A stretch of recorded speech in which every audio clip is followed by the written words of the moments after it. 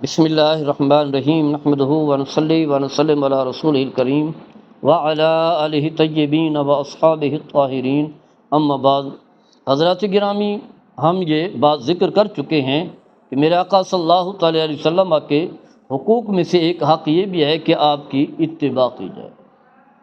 آپ کی اطاعت کی جائے۔ اس حوالے سے کچھ دلائل ذکر کر چکے ہیں، آگے بھی دلائل کا تذکرہ کریں گے۔ یہ بات یاد رکھیں کہ جو بندہ مومن و مسلمان ہے، اس کے لیے جو راستہ ہے، جس راستے پر اس نے چلنا ہے، جو ایک چار دیواری ہے، باؤنڈری ہے، جس باؤنڈری کے اندر اس نے رہنا ہے، وہ یہی ہے کہ جو کچھ رسول اللہ صلی اللہ علیہ وسلم لے کر کے آئے ہیں ان کی پیروی کی جائے۔ جیسا کہ فرمایا ما آتاکم الرسول فخذوہ وما نہاکم عنہ فانتہوا، جو رسول مکرم صلی اللہ تعالی وسلم تمہیں عطا کریں، جس چیز کا حکم دیں، جسے ہم مامورات کہتے ہیں، اسے مضبوطی سے تھامو، اسے اپنی زندگی کا حصہ بناؤ۔ دائیں بائیں پھرنے کی، گھومنے کی، چلنے کی ضرورت نہیں ہے، ورنہ بھٹک جاؤ گے۔ اور فرمایا جس چیز سے تمہیں منع کریں اس سے باز آ جاؤ، جنہیں ہم منہیات کہتے ہیں۔ گویا کہ یہی دائرہ کار ہے، یہی شارع عام ہے، یہی باؤنڈری ہے، یہی چار دیواری ہے۔ اس سے اگر کوئی شخص دائیں بائیں نکلے گا تو وہ خود بھی گمراہ ہوگا، ضال بھی ہوگا، گمراہ بھی ہوگا، اور مخلوق خدا کو گمراہ کرنے والا بھی ہوگا۔ یعنی اگر جو ہے کسی اعلیٰ عہدے پر فائز ہے، داعی ہے، اور وہ خود بھٹک چکا ہے تو پھر وہ ضال بھی ہوگا اور مضل بھی ہوگا۔ اسی بات کا تذکرہ اللہ تبارک و تعالیٰ قرآن مجید میں کرتے ہوئے ارشاد فرماتا ہے کہ تلک حدود اللہ، یہ اللہ کی حدیں ہیں، گویا کہ یہ باؤنڈری ہے، یہ چار دیواری ہے۔ فرمایا من یطع اللہ ورسولہ،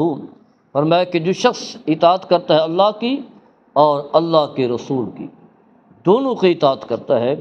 تو فرمایا اس کے لیے جو اعزاز اللہ نے بیان کیا وہ یہی ہے، یدخلہ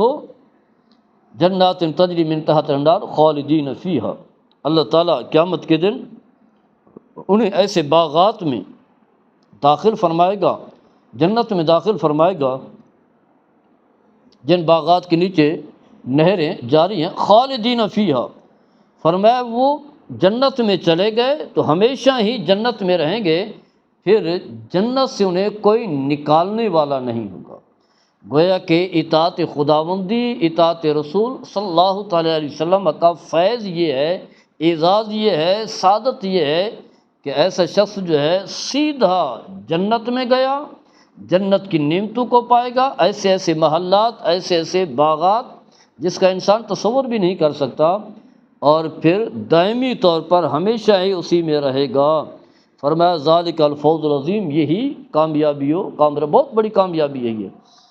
یعنی اصل کامیابی جو ہے وہ اطاعت کا نام ہے، چاہے انسان دنیا میں رہ کر فٹ پاتھ پر سوتا ہو، رہنے کے لیے گھر ہو یا نہ ہو، کوئی وسائل ہوں یا نہ ہو، اولاد ہو نہ ہو، کاروبار ہو نہ ہو، کوئی عہدہ ہو یا نہ ہو، اگر اس کی زندگی اطاعت خداوندی، اطاعت اور رسول میں گزری ہے تو یہ وہ شارع عام ہے جو کہیں دائیں بائیں نہیں جاتا، سیدھا جو ہے اس متبع کو، مطیع کو جو ہے جنت تک لے جاتا ہے اور کامیابی و کامرانی کی طرف لے جاتا ہے۔ یہی فرمایا بہت بڑی کامیابی ہے۔ اس کے مقابلے میں فرمایا وَمَن يَعْصِ اللَّهَ وَرَسُولَهُ وَيَتَعَدَّ حُدُودَهُ، فرمایا کہ جو شخص اپنے رب کو بھی ناراض کرتا ہے، نافرمانی کرتا ہے، اطاعت خداوندی نہیں کرتا، اور اس کے رسول صلی اللہ تعالیٰ علیہ وسلم کی اطاعت نہیں کرتا، نافرمانی کرتا ہے، معصیت کرتا ہے، اور وہ جو حدود اللہ ہیں، یعنی جو راستہ ہے جنت کی طرف لے جانے والا راستہ، یہی راستہ ہے اطاعت والا۔ فرمایا جو اس راستے سے آگے نکل جاتا ہے، تجاوز کرتا ہے، اللہ کے حدود کو پامال کرتا ہے، تو اسے یہ بات یاد رکھنی چاہیے، یدخلہ نارا خالدا، وہ پھر جنت کی طرف نہیں جاتا، یہ راستہ وہ بھٹک چکا ہے، یہ وہ راستہ ہے جو اسے دوزخ کی طرف لے کر کے جائے گا، دوزخ میں جائے گا اور دوزخ کی آگ میں جلے گا، ہمیشہ ہی اسی میں اور رہے گا۔ اگرچہ علماء اس کی مختلف توجیحات بیان کرتے ہیں، یا خالدن سے مراد یہ ہے کہ اکثر حصہ جو ہے دوزخ کی آگ میں جلے گا، یا یہ ہے کہ اس نے اطاعت رسول کو اہمیت ہی نہیں دی، انکار کر بیٹھا تو کفر کی طرف چلا گیا۔ جب انسان کفر کی طرف چلا جاتا ہے تو ہمیشہ جو ہے دوزخ کی آگ میں جلتا ہے، یا تو کافی عرصہ جو ہے دوزخ میں رہے گا اگر کفر کی طرف نہیں گیا، ایک نہ ایک دن جنت میں جائے گا۔ اگر کفر کی طرف چلا گیا ہے تو پھر جو ہے یہ بات واضح ہے کہ جو شخص رسول اللہ صلی اللہ تعالیٰ علیہ وسلم کے طریقے کو چھوڑ دیتا ہے، اللہ کی اطاعت کو ترک کر دیتا ہے، تو اس کے دل پر اتنے برے اثرات پڑتے ہیں، دل اتنا سیاہ زگ آلود ہو جاتا ہے کہ وہ اطاعت کو اطاعت ہی نہیں سمجھتا۔ وہ سمجھتا ہے کہ شاید میرے اوپر جو ہے کوئی بوجھ ہے،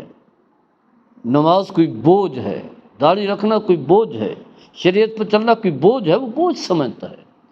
اور نبی کریم صلی اللہ تعالیٰ علیہ وسلم کی اطاعت کو ایک عذاب سمجھتا ہے، حقارت کی نگاہ سے دیکھتا ہے۔ یعنی دائیں ہاتھ سے پینے یا کھانے کو حکم میرے آقا صلی اللہ تعالیٰ علیہ وسلم نے دیا ہے، لیکن اس کے اندر اتنا تکبر اور غرور آ جاتا ہے، بائیں ہاتھ سے جو ہے وہ چائے کا کپ بھی بائیں ہاتھ میں پکڑے گا، دودھ کا گلاس بھی بائیں ہاتھ میں، یا جوس بھی بائیں ہاتھ سے پیے گا، دائیں ہاتھ کو وہ اہمیت ہی نہیں دے رہا، یعنی اس سنت کو وہ بے وقت سمجھ رہا ہے۔ اسی طرح بہت سارے اعمال ہیں، تو جب بے وقت سمجھے گا، حقیر سمجھے گا، تو وہ ایمان سے نکل جائے گا، کفر میں داخل ہو جائے گا۔ جب کفر میں داخل ہوگا تو پھر فرمایا خالدن فیہا، وہ دوزخ کی آگ میں جو ہے ہمیشہ جلتا رہے گا۔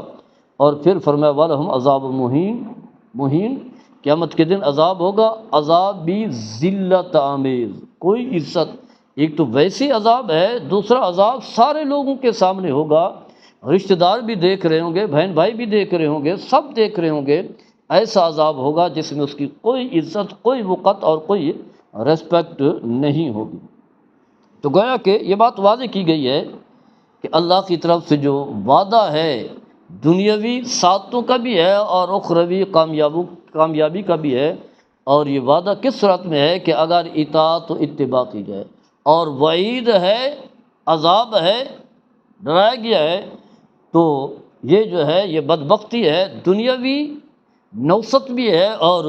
اخروی نوست بھی ہے۔ تو یہ بات واضح ہے کہ اطاعت رسول گویا کہ صراط مستقیم پر چلنا ہے، شارع عام مین روڈ پر جہاں انسان کہیں دائیں بائیں جا ہی نہیں سکتا، سیدھا اپنی منزل مقصود تک جو ہے وہ پہنچتا ہے، اسے کہا جاتا ہے صراط مستقیم بھی اور حبل اللہ متین بھی، یعنی اللہ کا سیدھا اور مضبوط رسی، جی، جو سیدھی جنت تک جو ہے وہ جاتی ہے۔ اور اسے کہا گیا ہے عروۃ الوثقیٰ، اس کا بھی کہا گیا ہے۔ اور اس راستے پر چلنے والے جو ہے وہ کیا ہے، اولیاء ہیں، متقین ہیں، صالح ہیں، خوف خدا والے ہیں۔ اس کے مقابلے میں اس سے مخالفت کرنے والے اس راہ کو چھوڑ کر کے جو ہے وہ کیا ہے، مخالف ہیں، اللہ کے دشمن ہیں اور ابلیس کے، شیطان کے ساتھی ہیں۔ یہ بات واضح ہے، اسی راہ پر چلیں گے تو کامیاب و کامران ہے۔ اور سب سے بڑی بات یہ ہے کہ میرے آقا صلی اللہ تعالیٰ علیہ وسلم کا یہ حق بھی ہے، حقوق میں سے ایک حق یہ بھی ہے کیونکہ وہ ہمارے محسن ہیں، ہمارے لیے، ہماری بہتری کے لیے، ہماری کامیابی و کامرانی کے لیے اپنے تکلیفیں برداشت کی ہیں، لوگوں کی باتیں سنی ہیں، اذیت جو ہے برداشت کی ہے۔ اگر ہم یہی چلتے رہیں گے تو آپ صلی اللہ علیہ وسلم کی ذات بھی خوش ہوگی اور اللہ کی ذات بھی خوش ہوگی۔ اللہ تعالیٰ ہم سب کو عمل کرنے کی توفیق عطا فرمائے۔ وما علی البلاغ۔